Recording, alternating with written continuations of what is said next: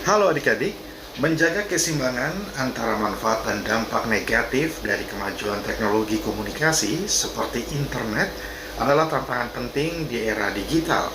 Untuk tetap terhubung secara manusiawi dan terlibat dalam interaksi sosial, tentunya kita perlu pendekatan sadar dan strategis.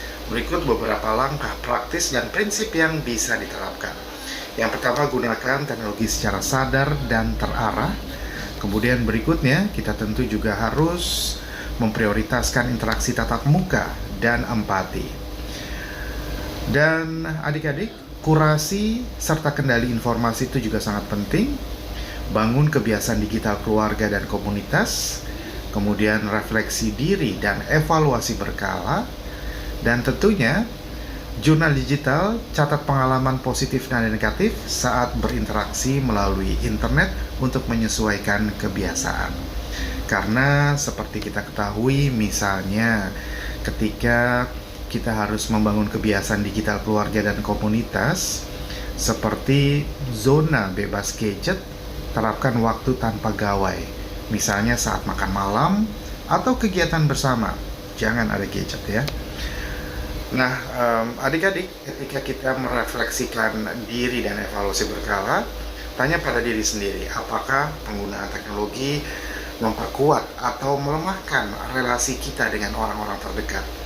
Jangan sampai bahwa sophisticated teknologi itu malah ternyata bisa menghambat kinerja kita atau juga network kita jadi nggak bagus begitu ya. Dan adik-adik, tentunya ketika kita berbicara mengenai prioritas interaksi tatap muka dan empati, ini juga kita harus meluangkan waktu untuk tetap bertemu langsung dengan teman-teman kita, dengan keluarga. Usahakan pertemuan fisik dengan keluarga dan teman-teman secara berkala. Dan pastinya juga apabila kita menggunakan teknologi secara sadar dan terarah atau digital mindfulness, tentukan tujuan penggunaan, apakah kita membuka media sosial untuk mencari informasi, berbicara dengan teman, atau hanya mengisi waktu, atau malah suka bergosip ya, dan menghina orang lain. Itu sangat tidak baik ya adik-adik. Kebanyakan memang survei mengatakan bahwa netizen Indonesia hanya menggunakan sosial media untuk entertainment, atau bahkan untuk melakukan sesuatu yang tidak sesuai dengan etika dan moralitas bangsa. Tetapi harusnya malah digunakan untuk mencari data, untuk eksplor edukasi kita.